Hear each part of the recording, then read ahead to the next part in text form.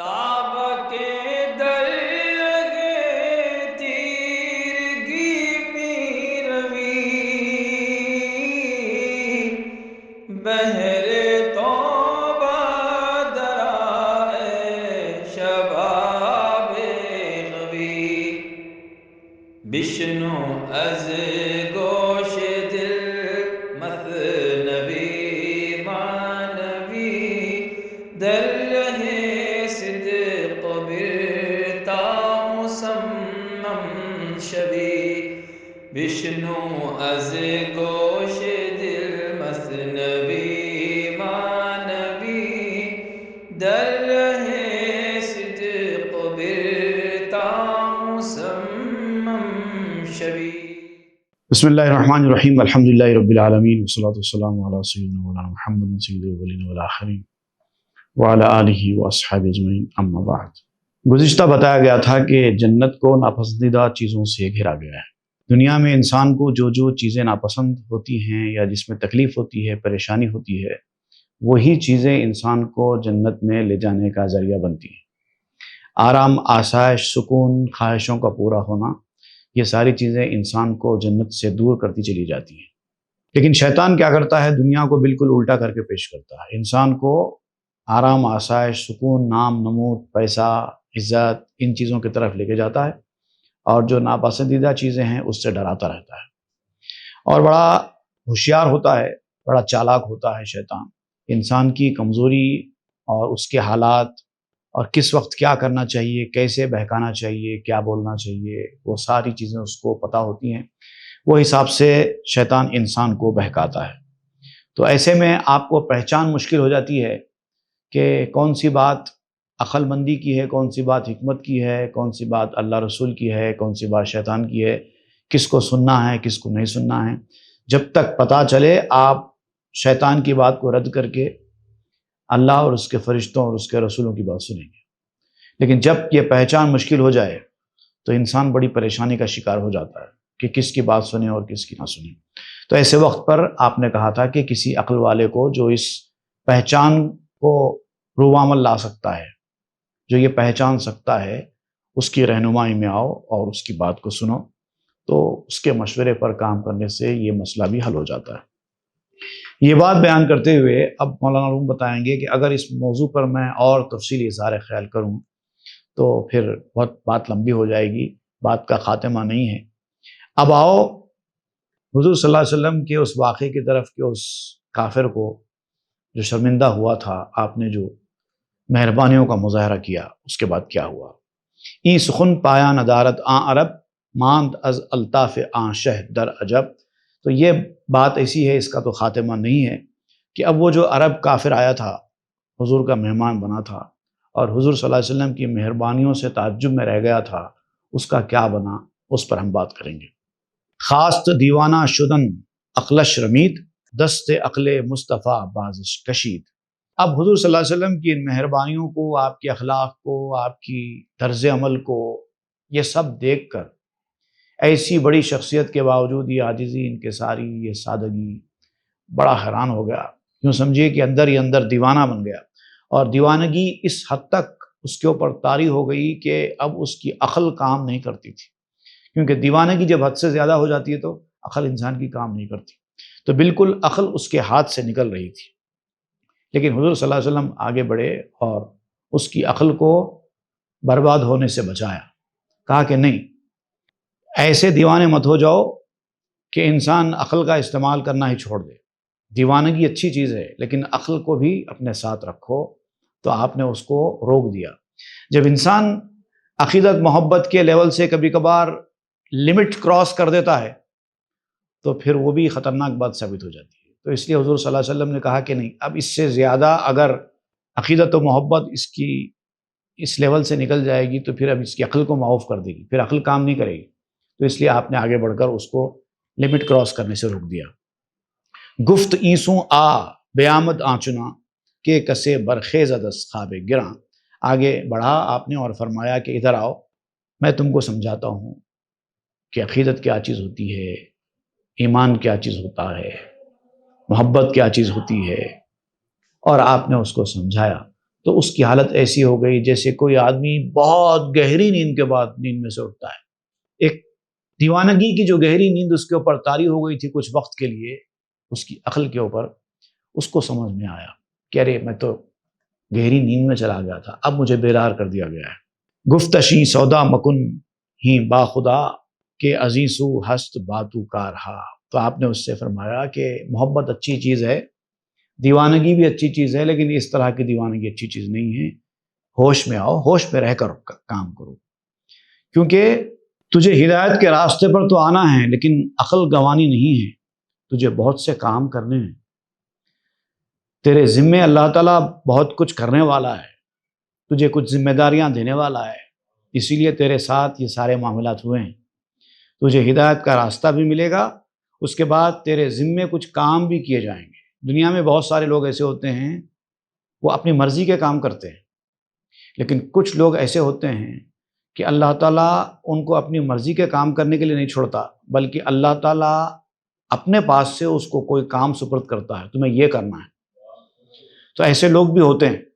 تو اس کے لیے اس کافر کا انتخاب مول میں آیا تھا کہ فلاں کام کرنے کے لیے اس کا انتخاب کیا گیا ہے، تو حضور نے اس کی طرف اشارہ کرتے ہوئے فرمایا اپنی عقل کو جانے مت دو، دیوانگی اختیار مت کرو، ہوش میں رہو، عقل کا استعمال کرتے رہو، یہ سب اللہ کی جانب سے ہو رہا ہے، تمہیں ہدایت نصیب ہونے والی ہے اور تم کو ایک کام کرنا ہے، ایک ذمہ داری تمہارے سپرد کی جانے والی ہے، اس کی طرف توجہ کرو۔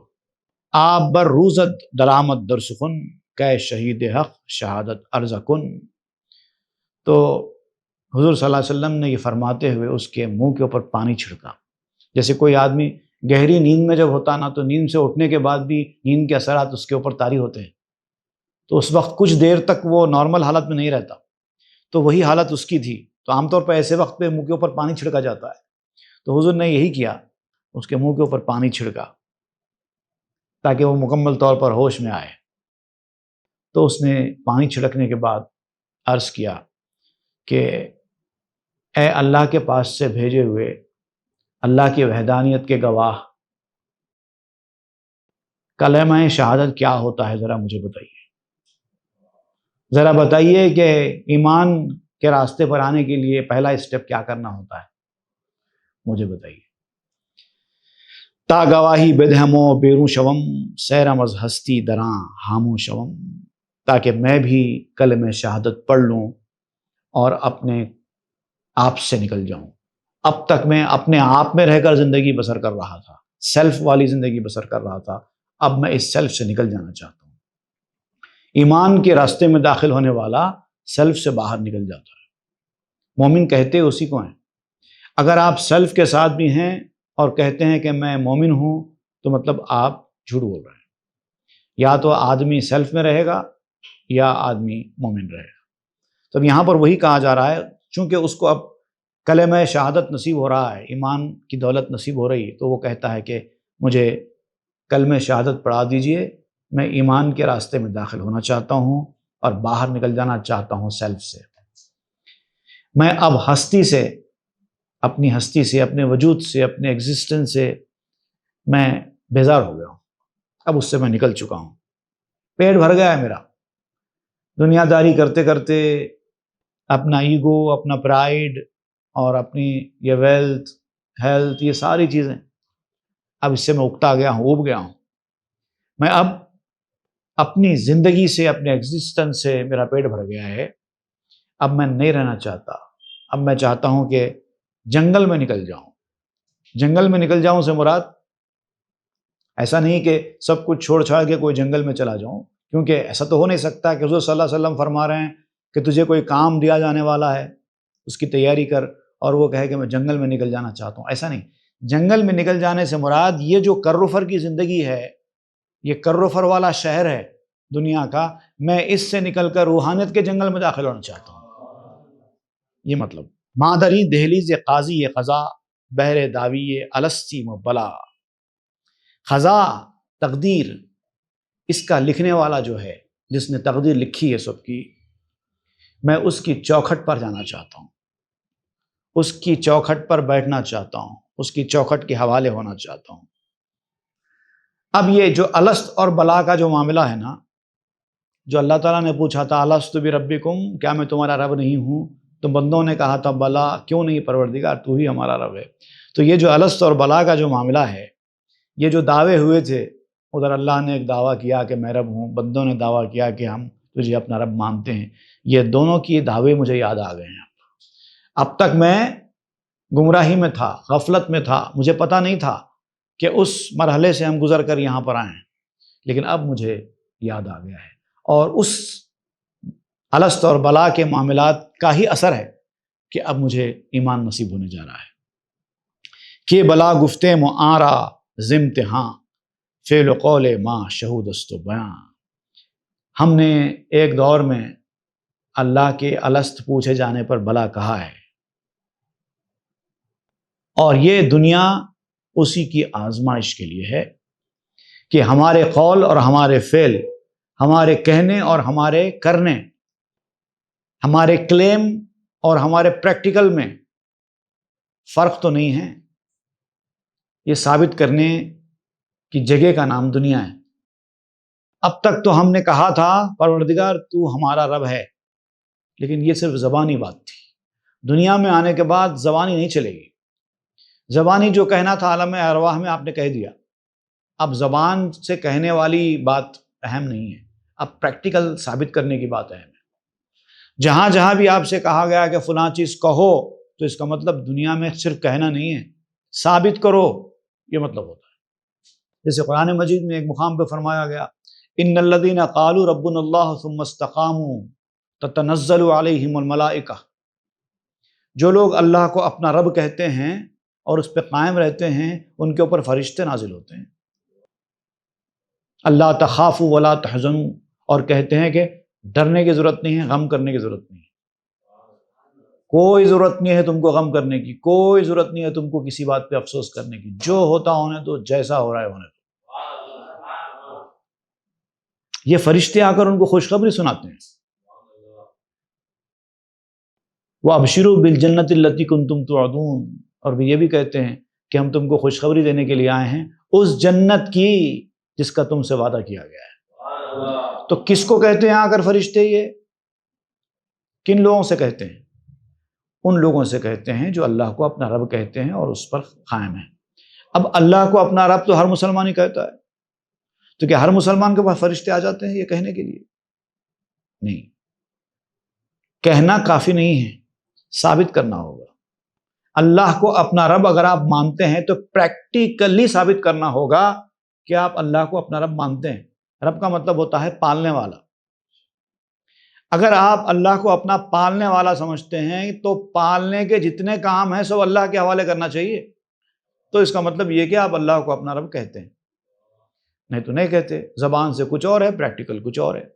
آپ کو اگر فکر ہے میرا کیسا ہوگا، میرا پیٹ کون بھرے گا، میری ضرورتیں کیسے پوری ہوں گی، میرے اتنے بچے ہو جائیں تو ان کو کون پالے گا، اگر یہ چیزیں آپ کے دل میں چل رہی ہیں تو اس کا مطلب آپ نے اللہ کو اپنا رب کہا ہی نہیں ہے، کیونکہ دنیا کہنے کی جگہ نہیں ہے، ثابت کرنے کی جگہ ہے۔ اس چدر دہلیز قاضی تن زدیم، نئے کے ماں بہرے گواہی آمدیم۔ اب ہم کیا ہے، قاضی کی چوکھٹ پر، قاضی سے مراد یہاں پر تقدیر لکھنے والا، فیصلے سنانے والے کو کہتے ہیں قاضی۔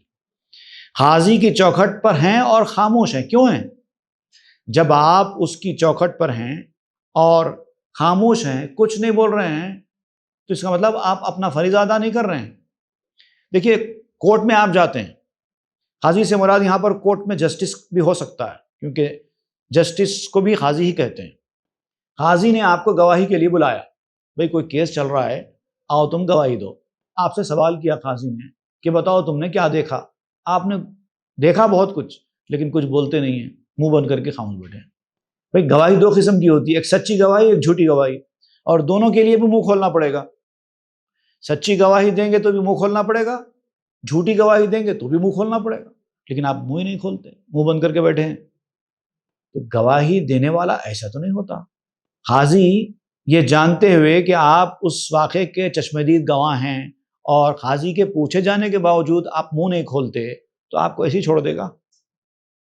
تو اللہ تعالیٰ بھی قاضی ہے اور وہ بھی قیامت کے دن پوچھتا ہے کہ بتاؤ میں نے تم سے وعدہ لیا تھا، تم نے اس کو پورا کیا یا نہیں کیا، بتاؤ، پریکٹیکل ثابت کرو۔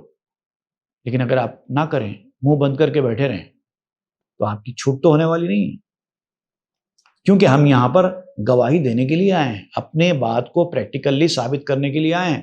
اللہ نے جو پوچھا تھا کہ کیا میں تمہارا رب نہیں ہوں، اور آپ نے کہا تھا کہ ہاں ہے، تو اب اللہ نے فرمایا دنیا میں جاؤ اور ثابت کرو اپنے عمل سے، یہ بتاؤ کہ ہم تمہارے رب ہیں اور تم مانتے ہو۔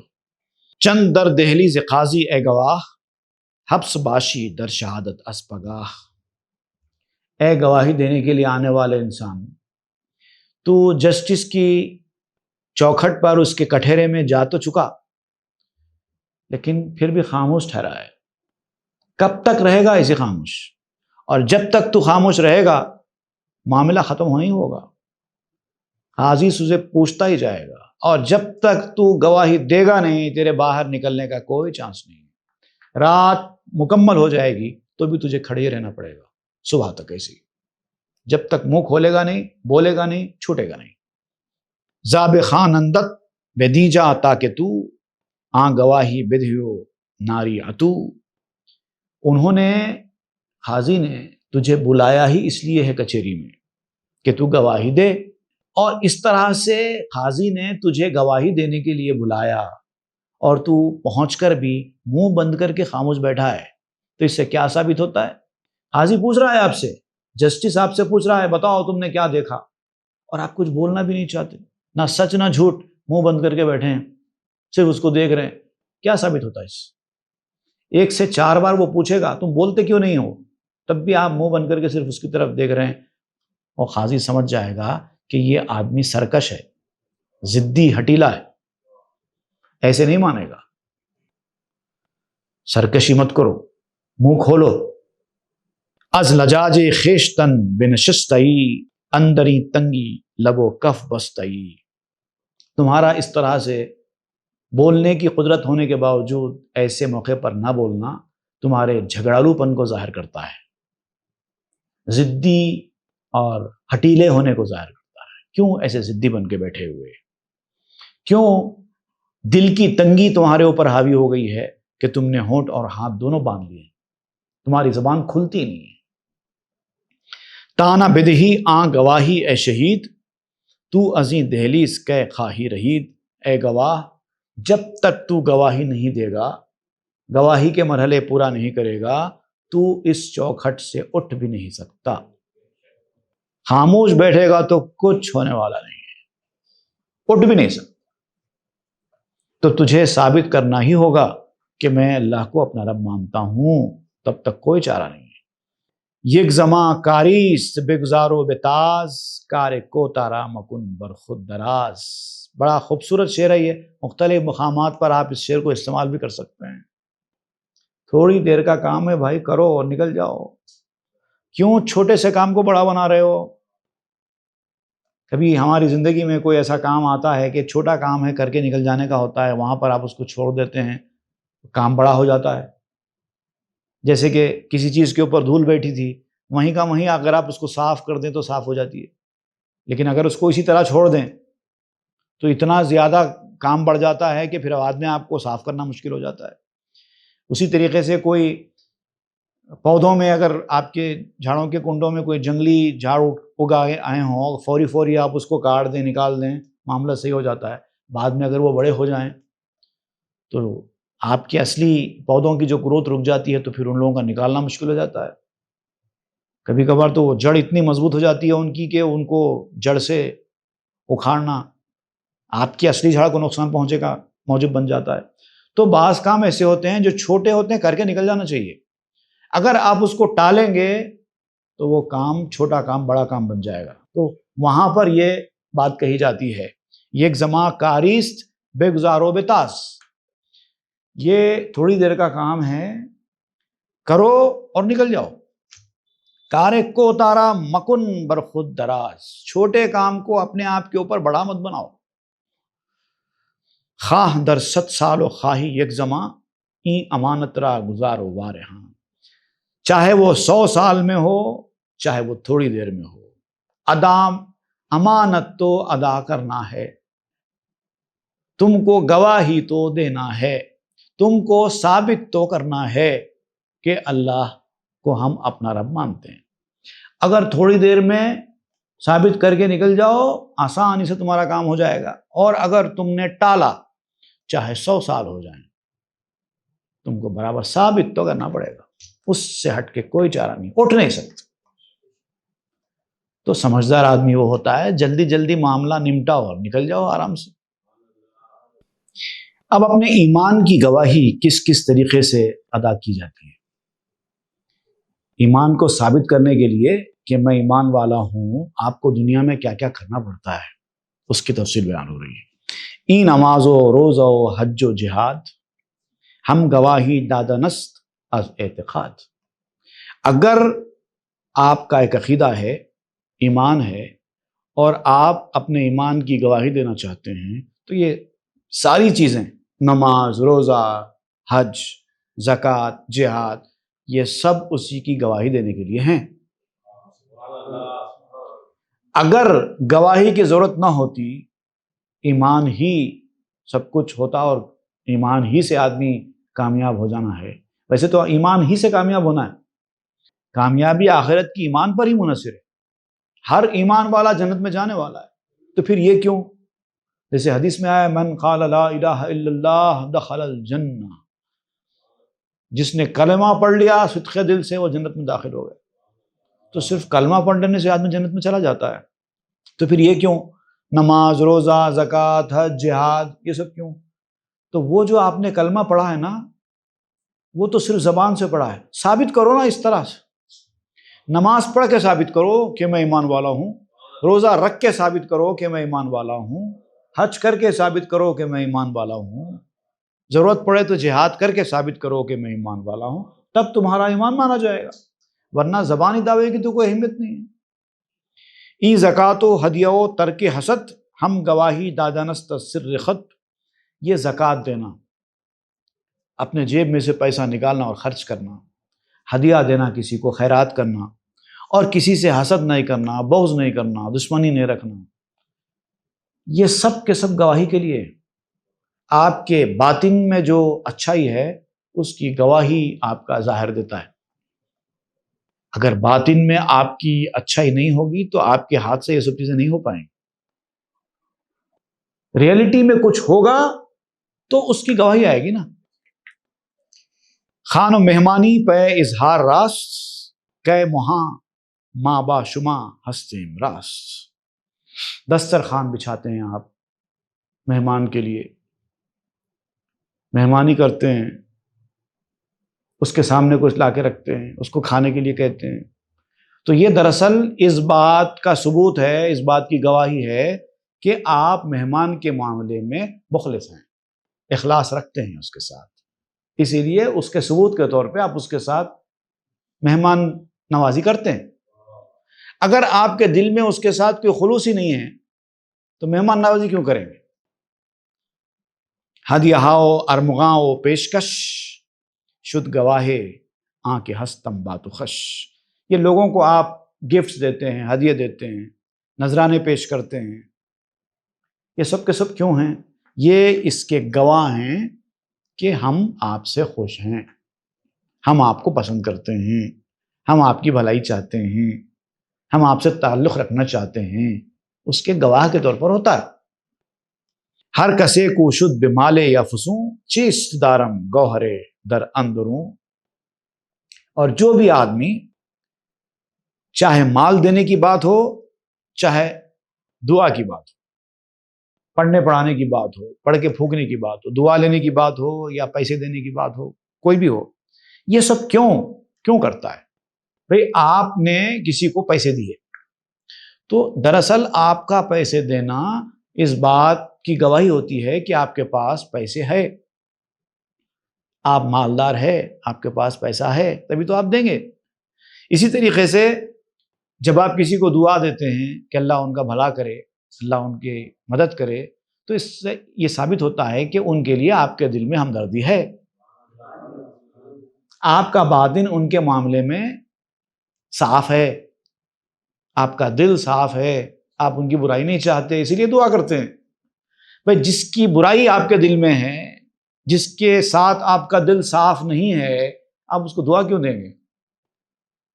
آپ کسی کو پڑھ کے دم کرتے ہیں تو آپ چاہتے ہیں کہ وہ اس کی بیماری دور ہو جائے، اس کو شفا نصیب ہو جائے، اسی لیے تو پڑھیں گے نا، نہیں تو کیوں پڑھیں گے؟ تو یہ اس بات کی گواہی ہوتی ہے کہ آپ کے باطن میں کیا ہے، وہ اس کے ظاہر میں ظاہر ہوتا ہے۔ گوہر دارم ز تقوی یا سخا، این زکات و روزہ بر ہر دو گواہ۔ ایک جوہر ہوتا ہے جو انسان کے اندر ہوتا ہے، جو چھپا ہوا ہوتا ہے۔ ایک تقوی والا جوہر ہوتا ہے، ایک سخاوت والا جوہر ہوتا ہے۔ اگر سخاوت ہوگی جوہر کی شکل میں آپ کے اندر تو آرام سے زکوٰۃ نکل جائے گی، اور اگر تقوی ہوگا تو آرام سے آپ روزہ رہ سکیں گے، بھوکے رہ سکیں گے۔ اب دیکھیں یہاں پر بڑی خوبصورت بات ہے، جو آدمی زکوٰۃ ادا کرتا ہے، جو آدمی زکوٰۃ ادا کرتا ہے پابندی سے، وہ اس بات کا اعلان کر رہا ہوتا ہے کہ میں ناجائز آمدنی کمانے کا قائل نہیں ہوں۔ کیوں؟ اس لیے کہ جب وہ اپنی جائز آمدنی میں سے پیسہ نکال رہا ہے اللہ کی خوشنودی کے لیے، تو وہ ناجائز آمدنی کیسے کما سکتا ہے؟ وہ چوری کیسے کر سکتا ہے؟ جائز میں سے، جو کہ اس کی اپنی دولت ہے، جائز دولت ہے، اس میں سے تو وہ اللہ کے لیے نکال رہا ہے، تو وہ چوری کا مال کیسے لے گا؟ اسی طریقے سے جو آدمی حلال کھانا سامنے رہنے کے باوجود روزہ رکھ کر نہیں کھا رہا ہے، جبکہ اس کو کھانا حلال ہے، تو وہ حرام کی دولت کیسے کمائے گا؟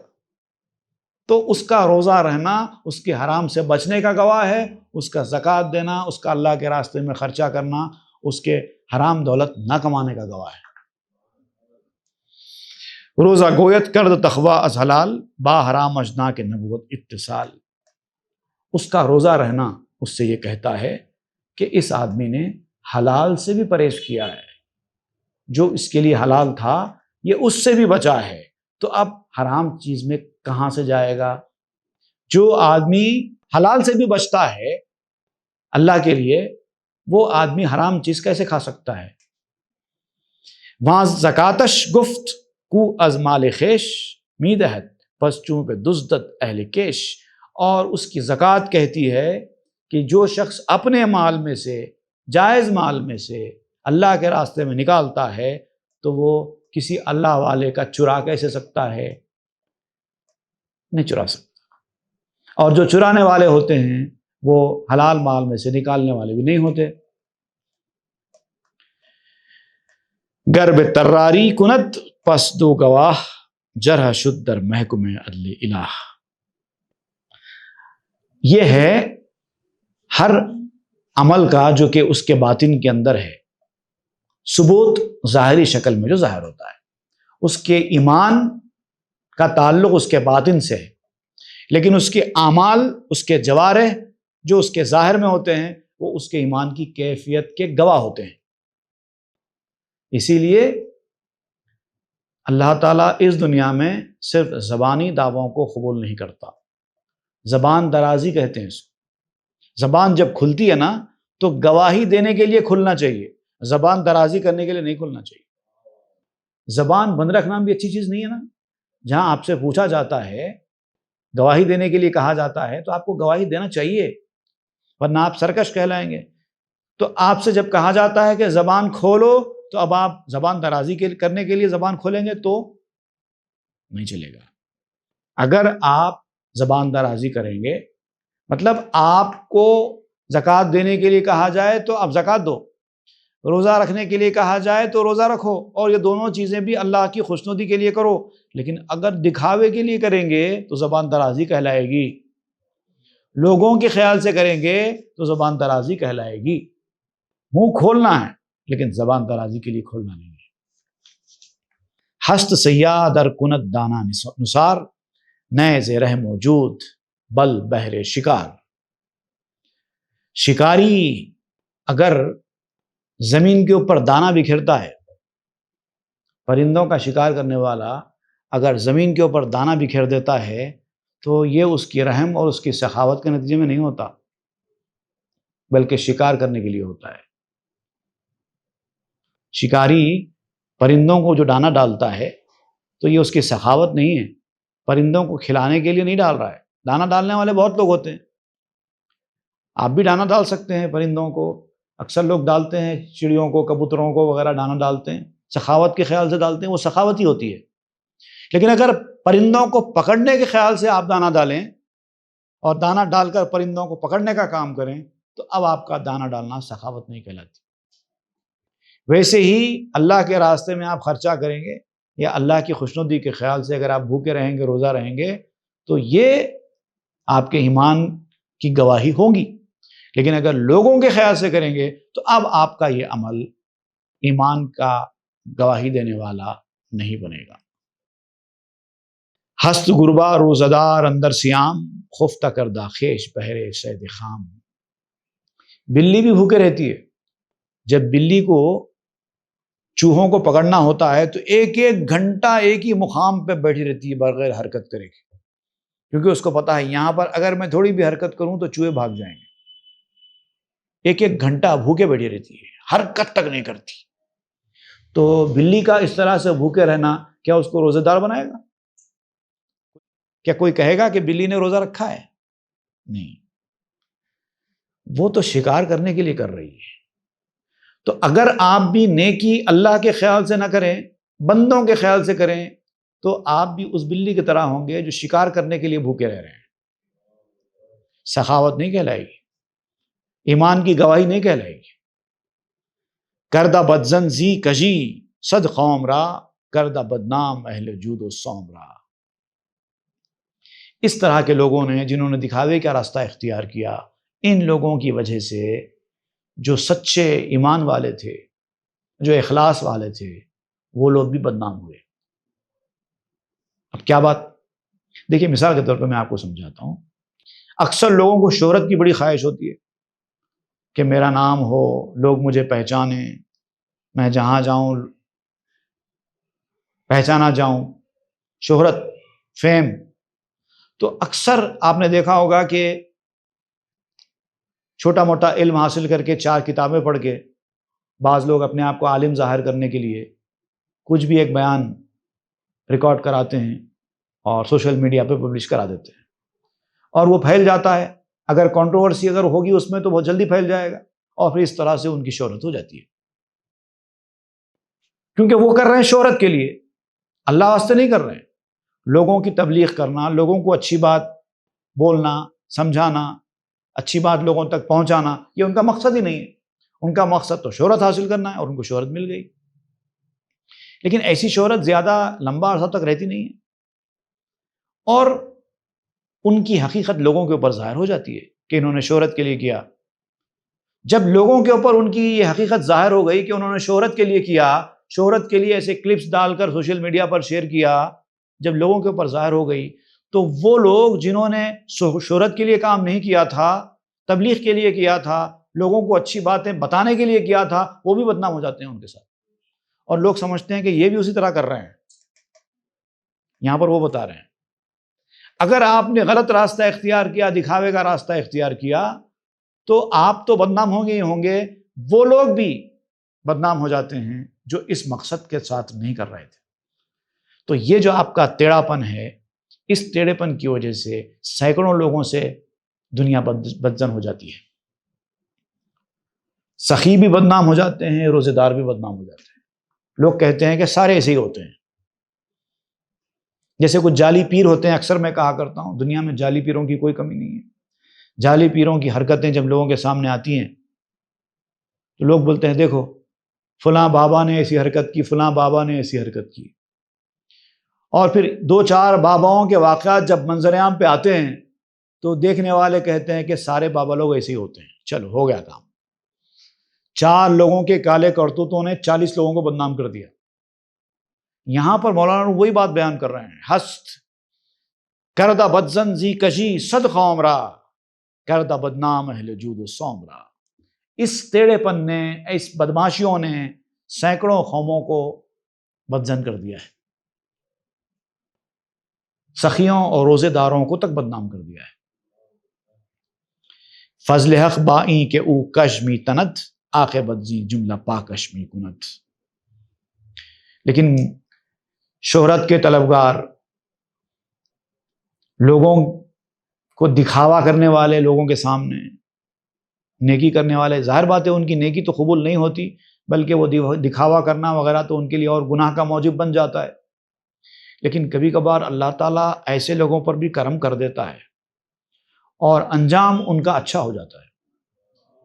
جو لوگ دکھاوے کے لیے ایسی حرکتیں کر رہے تھے، اپنے آپ کو عالم بنا کر ظاہر کر رہے تھے، اپنے آپ کو روزے دار بنا کر ظاہر کر رہے تھے، اپنے آپ کو نمازی بنا کر ظاہر کر رہے تھے، اپنے آپ کو حاجی بنا کر ظاہر کر رہے تھے، لوگوں کے سامنے اپنے آپ کو حاجی، حافظ قرآن اس طرح سے کہہ کر خوش ہوتے تھے.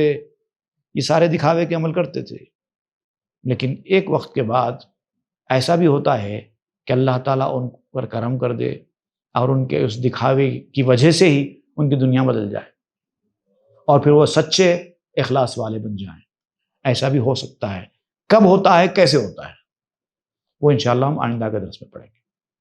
وصلی اللہ تعالی علی خیر خلق سیدنا محمد وآلہ وصحبہ اجمعین والحمد للہ رب العالمین. تاب کے در لگے تیرگی می روی،